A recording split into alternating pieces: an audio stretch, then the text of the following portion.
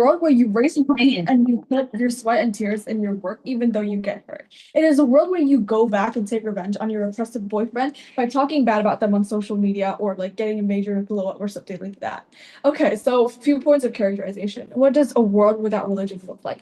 We think what do they view as morally good? So instead of believing in certain things taught by religious leaders, i.e., never hold on to old hatred, don't hold a grudge on someone, be a good person. It's okay to make mistakes, or like instead you follow social objectives and social norms, like being utilitarian or like taking revenge on your cheating boyfriend, or like and you're gonna be like kind of like hating yourself, not hating yourself, but like you agree that you made a mistake and you want to change your mistake. So instead of like just letting go of your mistake and forgetting about it, you look towards change. So what do people in this world think about death? We think we trade off the 100% comfort that comes from the theory of what happens after death that happens to religion, but we think that we would still have a social norm on our side where you would tolerate this fear of the unknown and continue being productive. So therefore, we don't think that this is that much of a problem. The other side can't bring up the harm of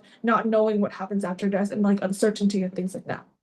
And we think that religious rules and norms are inherently oppressive and inherently outdated and inherently harmful because they were made like centuries ago, right? Buddhism, Christianity, they were made centuries ago, and therefore leading to rules that are very oppressive towards like the LGBT community or a female. Like for example, you can as you can see it like Muslim rule. And moving on to my argument on how religion creates unquestionable authority. So firstly, right? Religious rules are much harder to challenge than rules by authoritarian governments or things like that.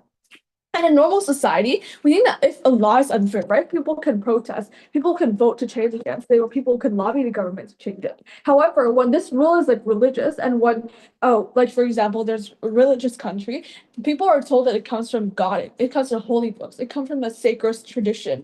Therefore, this leads to oppressive laws becoming much stronger and lasting even longer because there's little to no mechanism in order for people and citizens to change this. Secondly, religious leaders gain too much control over people's private lives.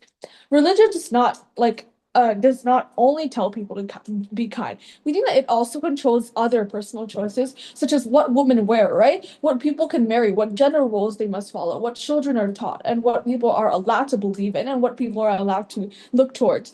Therefore, because religious leaders are seen as these people who are superior, like morally superior or spiritually superior to, people obey them, even when these leaders are not elected. And like even if these leaders hold no accountability for their actions after all. Therefore, religion gives these small groups of leaders power over millions of people and like private decisions that may affect a one person's whole life. We think that this is also incredibly oppressive, right? Because sometimes religious leaders they can't be like that good. For example, like many religious leaders in towns, many popes get abuse their power and do things like sexually assaulting children, and they get away from it because of their moral authority and because people believe in them way too much. Thirdly, victims blame themselves instead of the system here, right? So we think that when someone suffers under this religious rule, they're taught that their problem is not the rule, but they're taught that they're the one that has made the mistake. Therefore, and also fourthly, right, we think that religion also blocks all the progress. It makes society really outdated. Religious is oppressive towards LGBTQ people. It is oppressive towards females too. Therefore, on our side, we think that what happens is we give more room to social movements. This is really exclusive because on their side, there are always those conservatives, those religious people who are always willing to vote against these policies. I rest my case here. All right. Thank you for that speech. Can we have 30 seconds, please? Go ahead.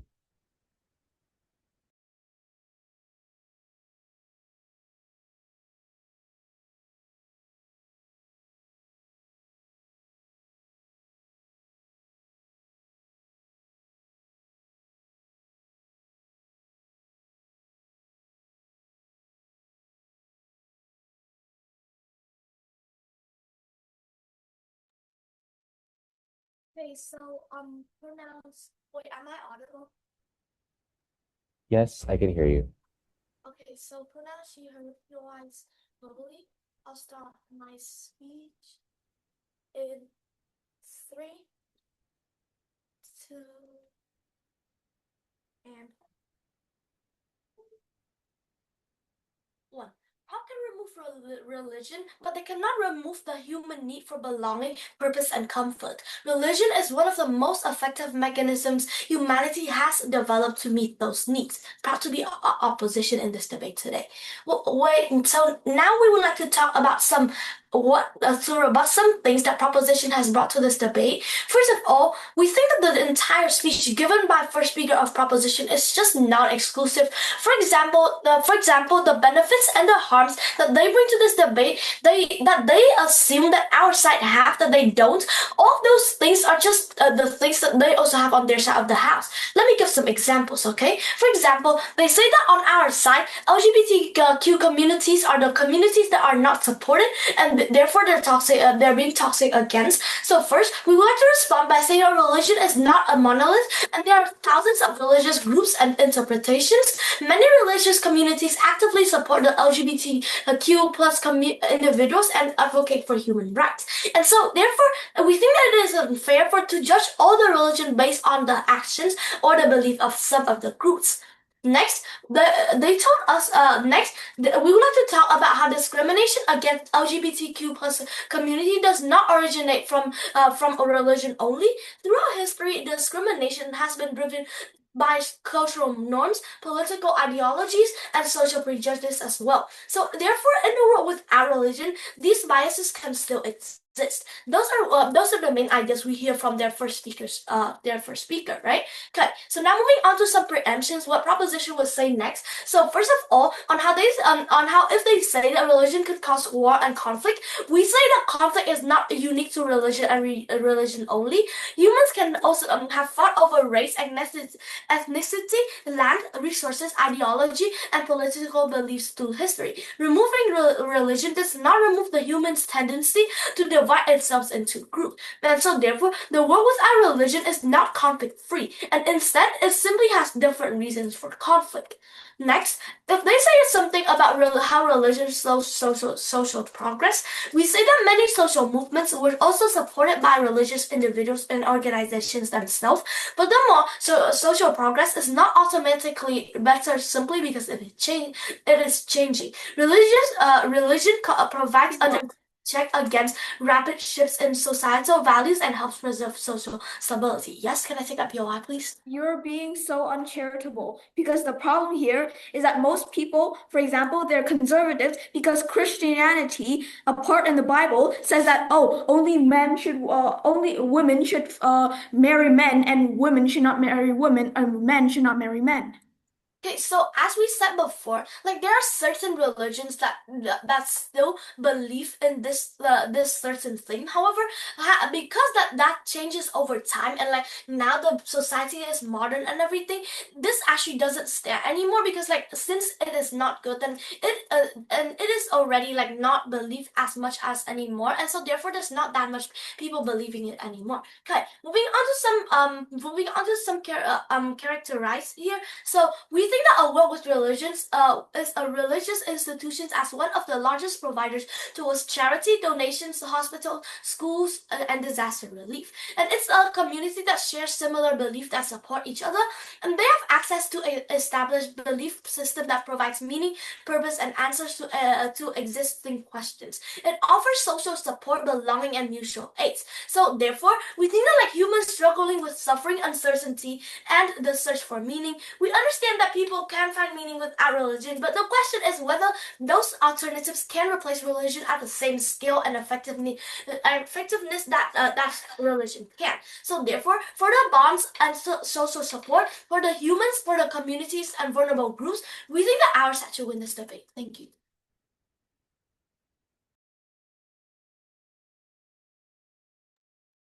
All right. Thank you for that speech. Before we move on to the next speaker, just a reminder to Can she have like 10 seconds, please? go ahead. Just a reminder to keep your speeches brief at 4 minutes. If it's okay as well, kindly put in the chat the names of the speakers speaking and also the speaker roles, just so all of us here in the panels can really take note on who's speaking. Yeah.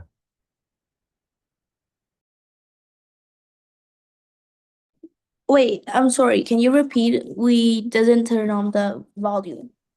Oh, if it's okay for the teams to input in the chat the speakers presenting and the speaker roles, just so we can take note in the balance. Okay, got it. All right, thank you. I think that's 10 seconds. I now call on the Deputy Prime Minister. No. You're here. Okay. Oh wait, sorry. Um.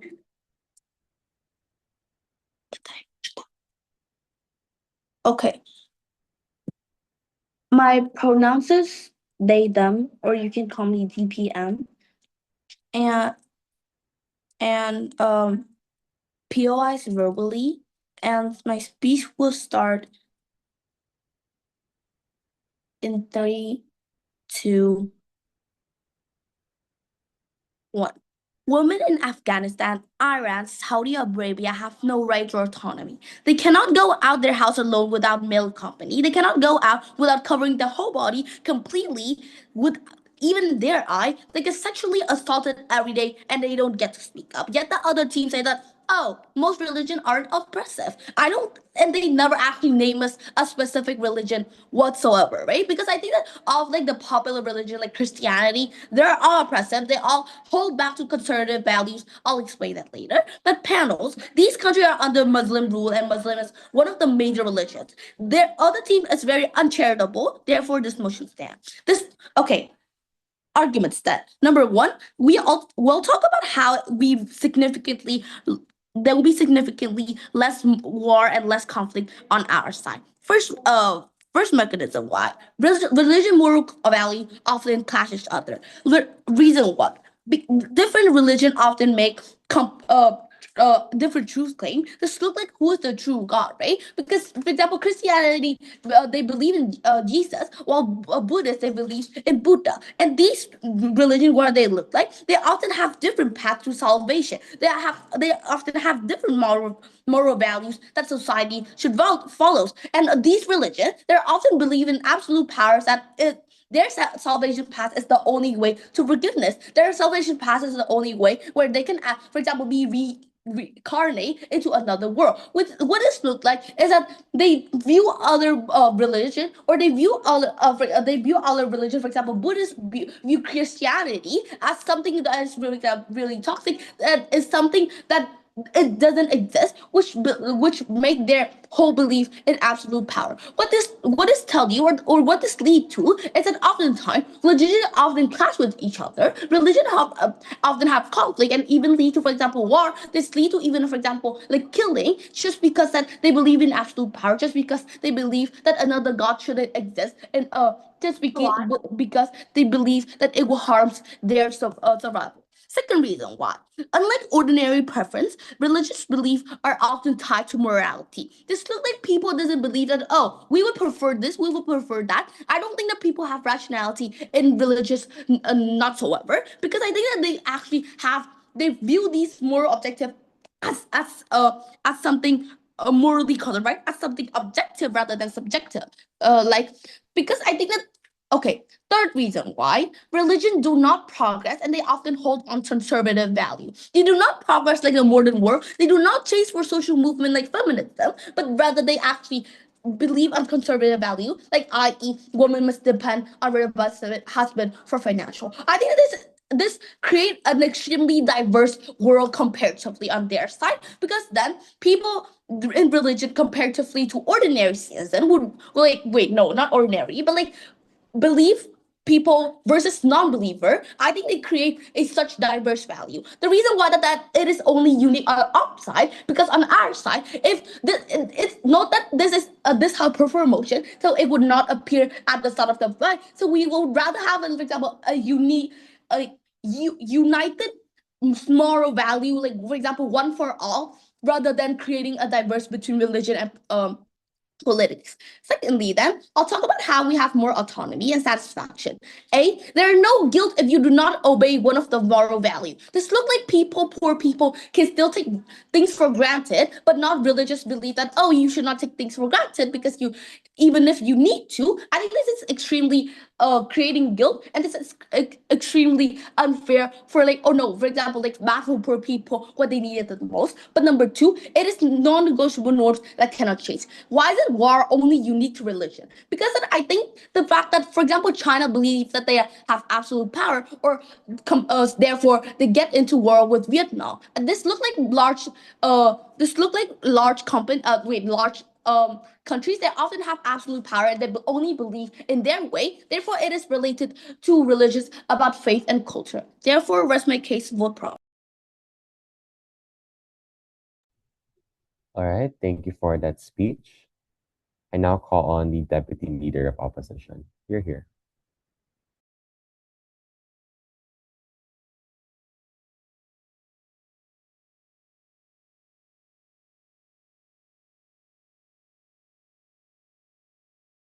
Can I have 30 seconds, please? Go ahead.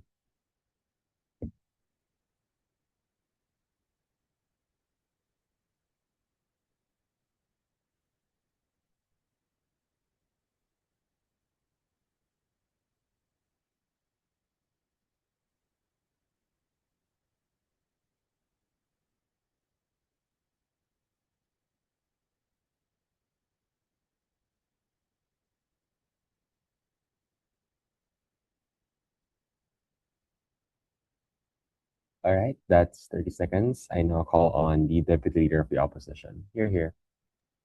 Okay, so my speech would like to start in 3, 2, and 1. So before moving on to my arguments, I would like to have a few rebuttals to their second speaker. They say, how, okay, their side is going to have overall less war, right? Because they provide examples of how religiously, then in the past there's already been religious wars because of religious beliefs, right?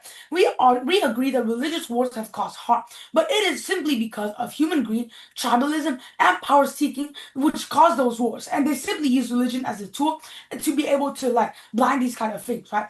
If you remove religion, bad actors and bad like people who like corrupted people will just find a new tool, for example, nationalism, to justify conflict. But then the proposition will have destroyed one of the greatest sources for things such as charity, hope, and community connection in the process, right? People fight over land, money, and power, and they use religion as an excuse. If we get rid of religion, people will still fight. But we'll have lost all the charities, hospitals, and communities that religion has built. They told us that human rights of humans are violated. First, the problem is not the religion itself. We oppose forcing anyone to allow a religion. However, a world without religion is the only solution to forced religious participation. Protecting freedom of choice achieves the same goal without removing the religion entirely at all. So now, moving on to my arguments, right? We tell you that firstly, it removes one of the largest social connections in the current society.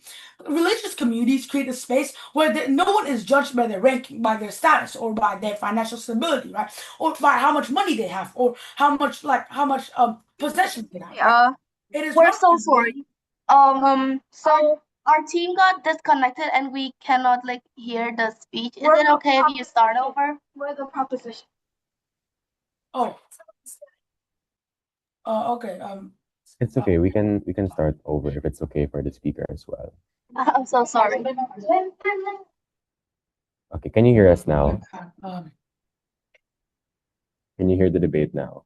Yeah. Can I have like 5 seconds to set my timer? Go ahead. Can proposition team hear the debate room now? Am I audible, please? Yes, I can hear you. Can the proposition team hear the speaker now? Yes. Got it. Okay, you can start again when you're ready. Okay. I'd like to start my speech in 3, 2, and 1. They say, okay, their side is going to have overall less war. We agree that religious wars have caused harm, but it is simply because of human greed, tribalism, and power seeking which caused those wars. And they simply use religion as a tool. If you remove religion, then bad actors will just find a new tool, e.g., nationalism, to justify conflict. But then the proposition will have destroyed and removed the greatest sources for charity, hope, and community connection in the process, right? They told us, first and second speaker, told us that the rights of humans are violated because of these rules from like religions, right? Firstly, we have a few issues with this. Firstly, the problem is not the religion itself. We oppose forcing anyone to follow a religion, right? However, a world without religion is not the only solution to force religious participation, right? So our solution is to protect freedom of choice, which achieves the same goal without removing religion entirely and still protects Point of diversity. information. No, thank you. So now moving on to my arguments, right? So my first argument I like to present is that how it removes one of the largest social connections to the current society, right? Religious communities create a space where no one is judged by their ranking, by their status, or by their financial stability, right? It is one of the ways that a community is related together, and they have a way where they can actually connect with each other socially and to share the emotions, right?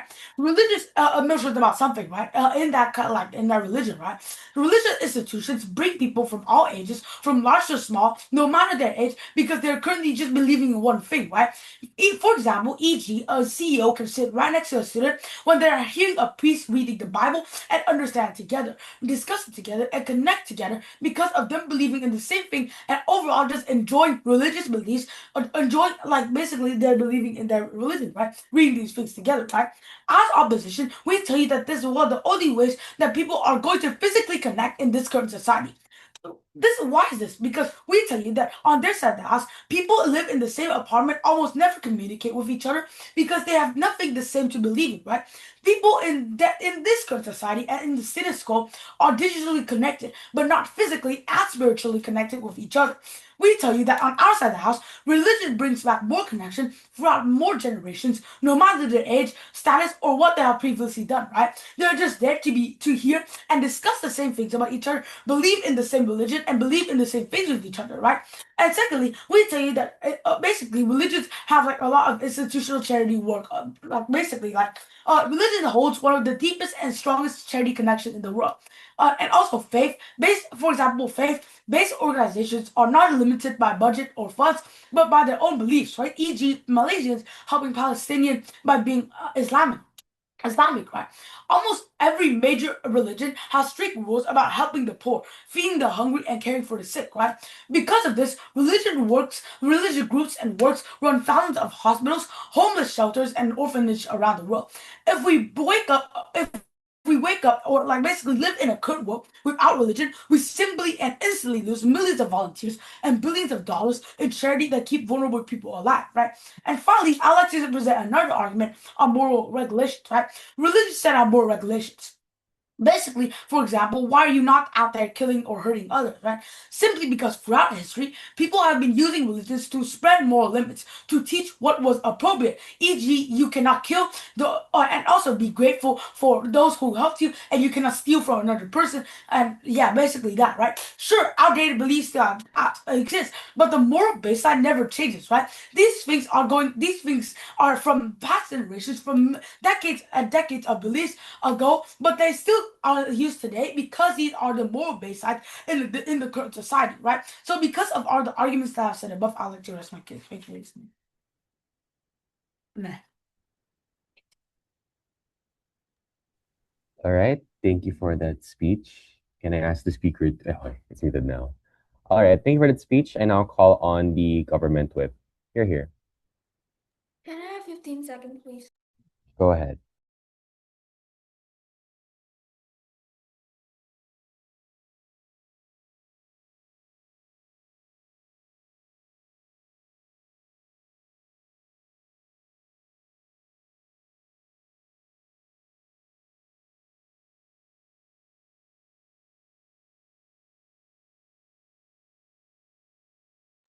All right. That's 15 seconds.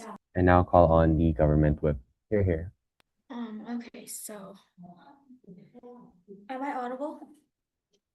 Yes, I can hear you. So, wait, let me set up my timer. There's no background noise, right? Because we just moved down to the 4th floor. There's a bit, but I can still hear you clearly. Okay, I'll try to speak loud. So, pronounce you heard PYs verbally. Let me split my screen with the timer a bit.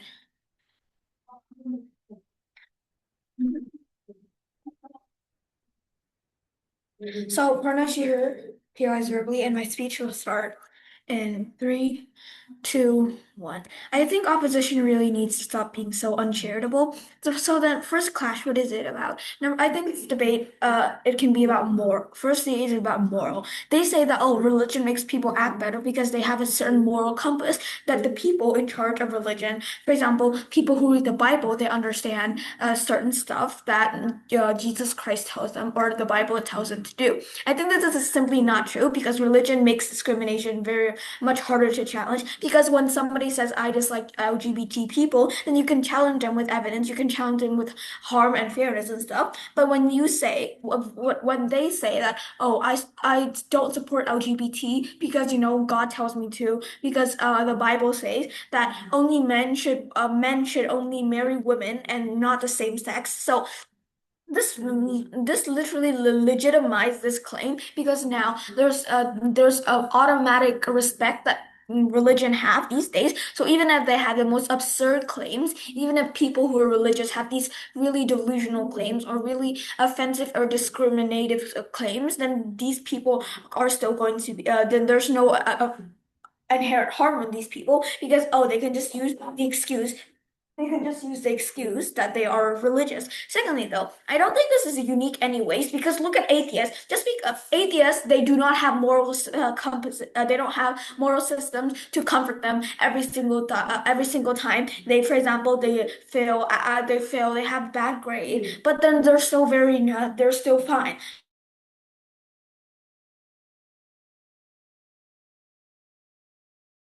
Just like friends, this is like family, this is like other people in society that they're close to, that they tell you that redemption is possible. And not only to people who can tell you directly, but also to social norm.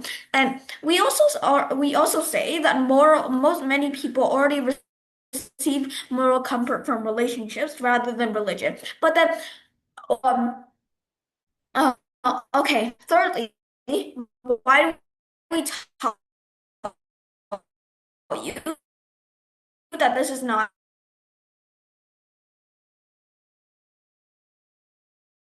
I can we can't Hello?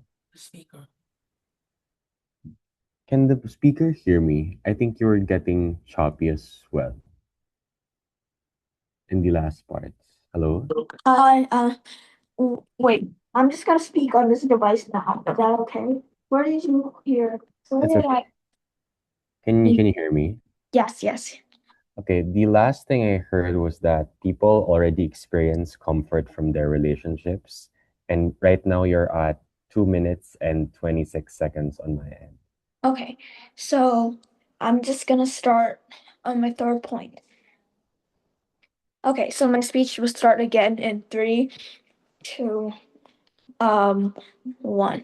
We say it's not even that good because, for example, if religion tells you to let go of the hatred you have for your cheating ex-boyfriend, it's intuitively good. Like, you will think that you do not feel the hatred anymore. But number one, it doesn't necessarily satisfy you. Religion is the moral you learn from religion might still clash with the personal opinions that you have. So if you let go of the hatred you have for your boyfriend, you don't feel like it does. You feel like it doesn't satisfy you. You still have that hatred inside you, but you try to bury it. Secondly, you also internalize normal feelings that clash with what religion teaches, e.g., wanting to cancel your ex who manipulated you, but the religion you have faith in for disagrees. They say that you should be kind to these people, even if even if they did you wrong.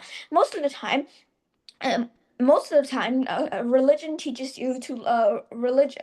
If you, for example, you do something that your religion says you not to do, even if it's a completely normal action, then people will still have an inherent incentive to stigmatize you because your religion prohibited you from doing this stuff. So this means that normal action that should be considered as morally normal. For example, boycotting your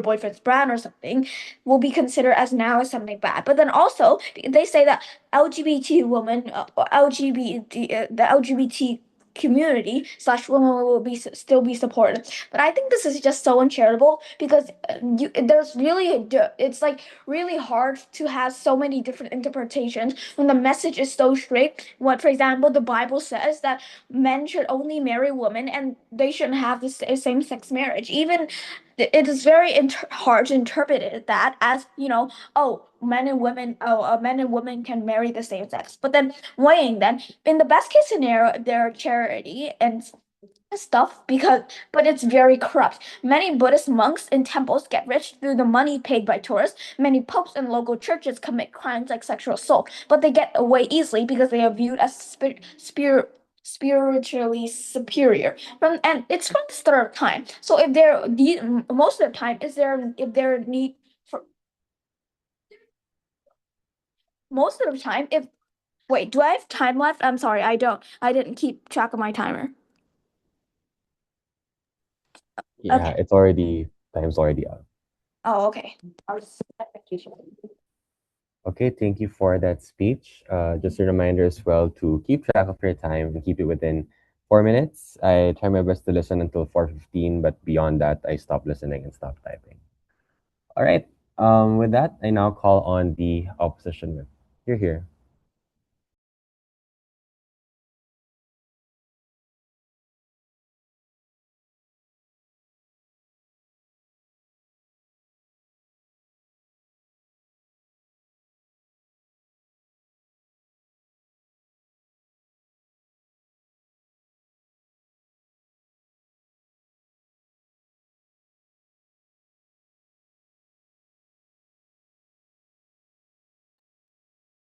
Wait, sorry, hello. Is the opposition whip here? Ling, are you there?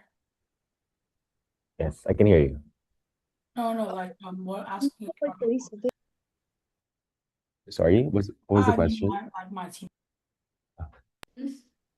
Like 30 seconds, please. Quick. Go ahead.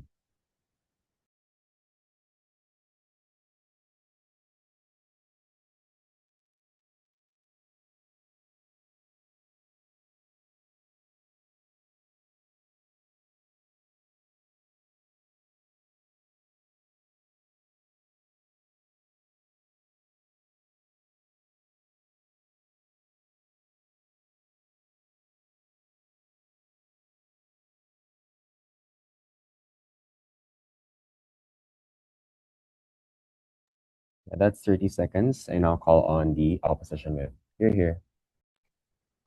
So my speech will start in 3, 2, 1, right? So in this debate, we think here is that proposition is being very exclusive to certain religions. For example, Christianity and Islamic, for example. We think here is that they're not really taking into account that there are so many other religions that is not the same. For example, Buddhism, Judaism, certain places in Christianity, Hinduism, etc. That is more open-minded and doesn't necessarily follow the same beliefs as Christianity and Islamic and things. For example, in Judaism, right? They welcome LGBTQ members into all aspects of their religious life, right? There are Christian churches that maintain conservative traditions but still follow many progressive ideas. For example, the United Church of Christ that consistently lead in LGBTQ rights. For example, Buddhism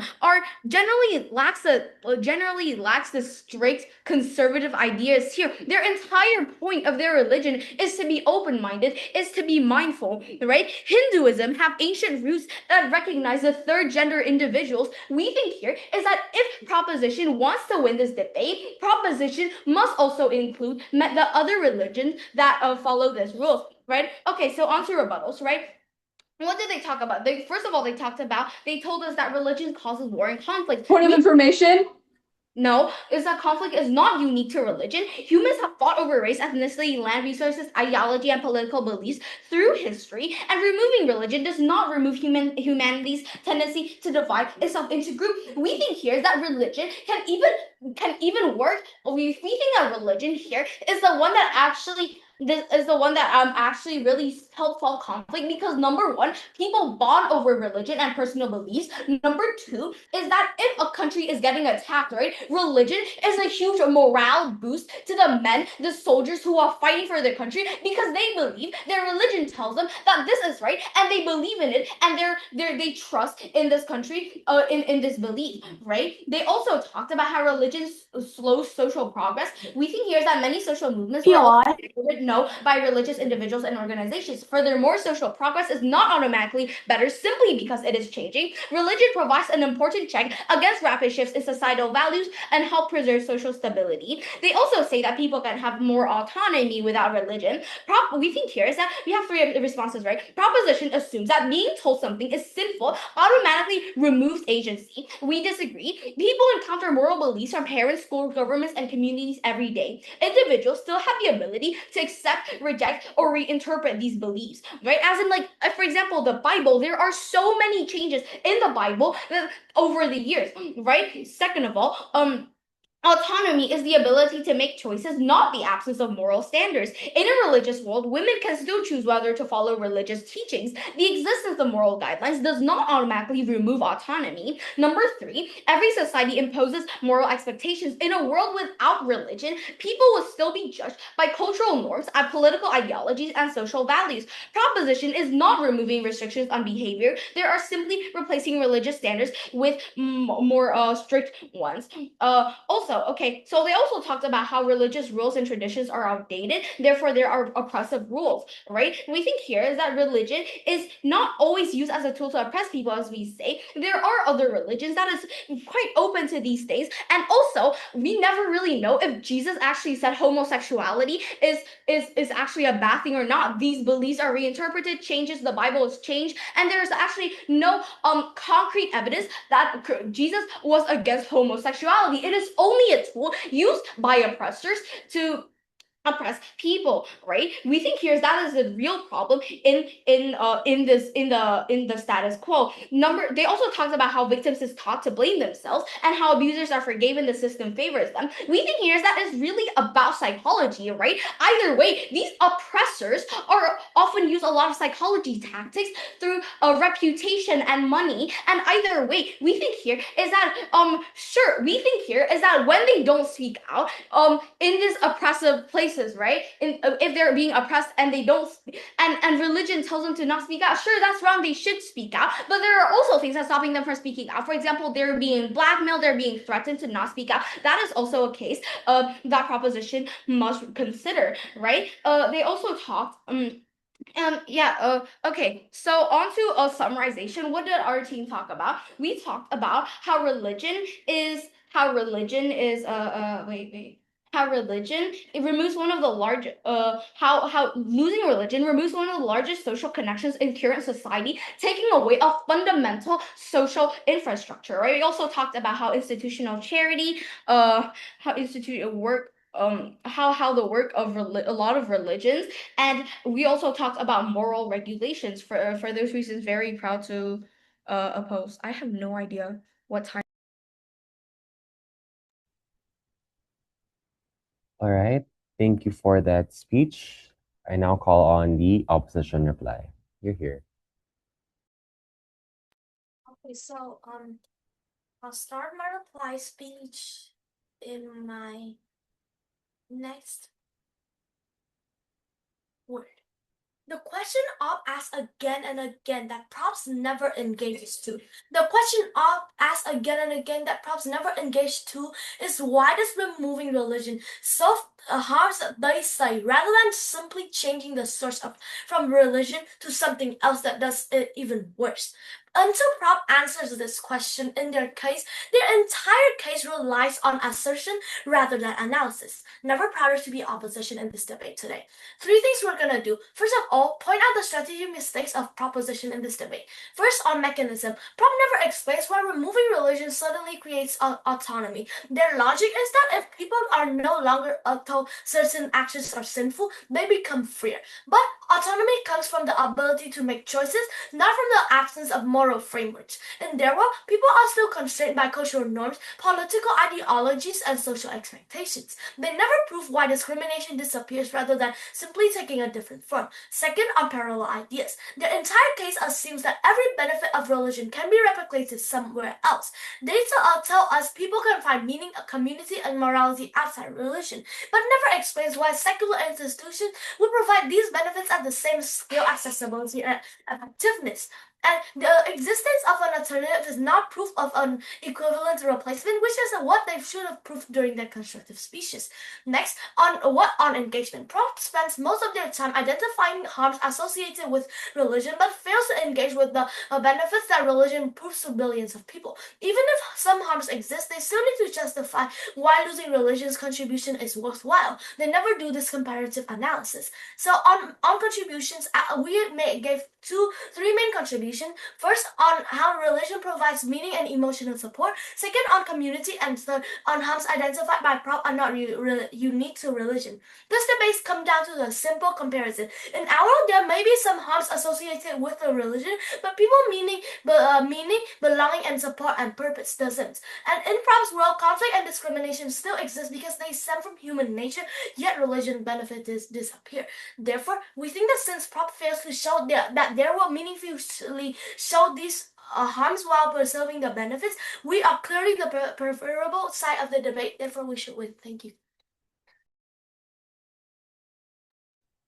All right, thank you for that speech. Before you proceed, can I just clarify who was the person speaking for opposition reply? The first speaker. The first speaker, got it. Okay. At this point now, I'll call on the government reply. Here.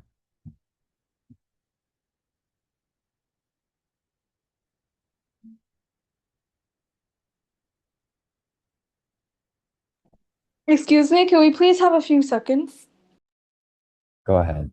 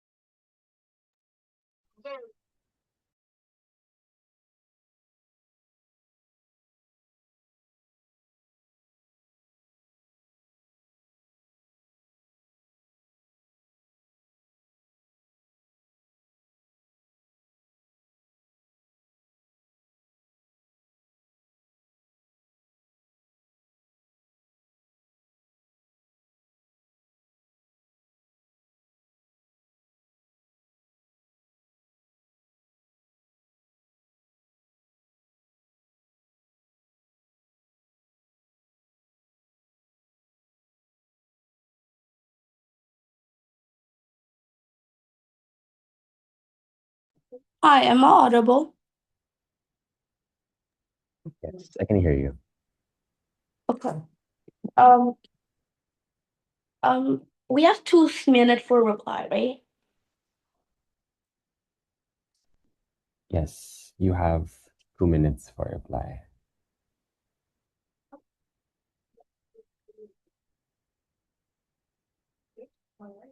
The reply speech will start into 3, 2, 1. Wait. Wait, I'm so sorry.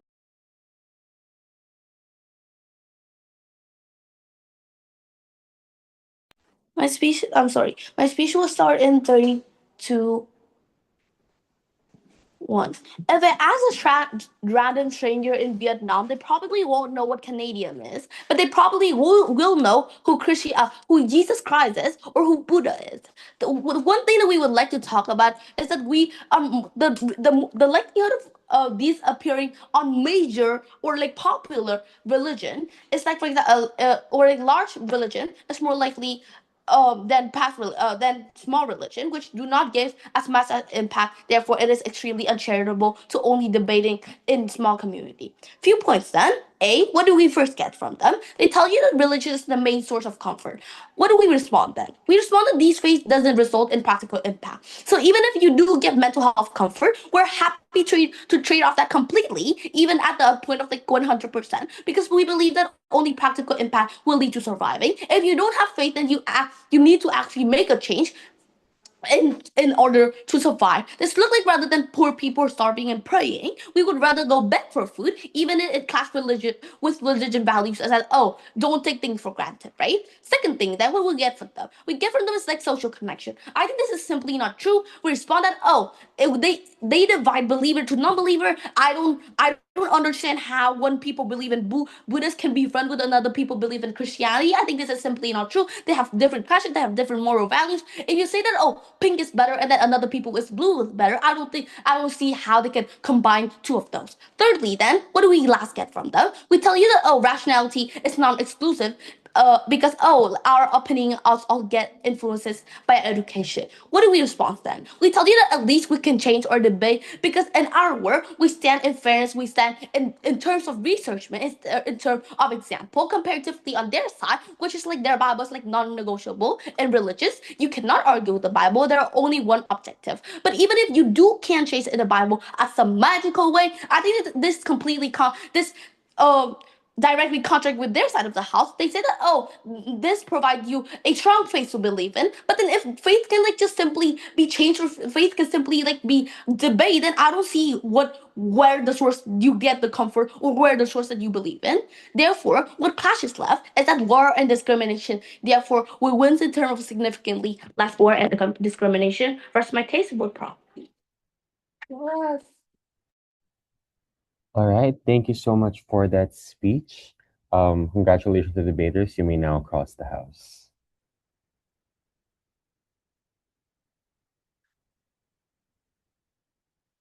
Okay. Since the debate is now over, if it's okay for the debaters to proceed first to the main room so that the panel and I can also discuss our deliberations. So we can begin speaking for as long as the teams go back to the main room already, if it's okay.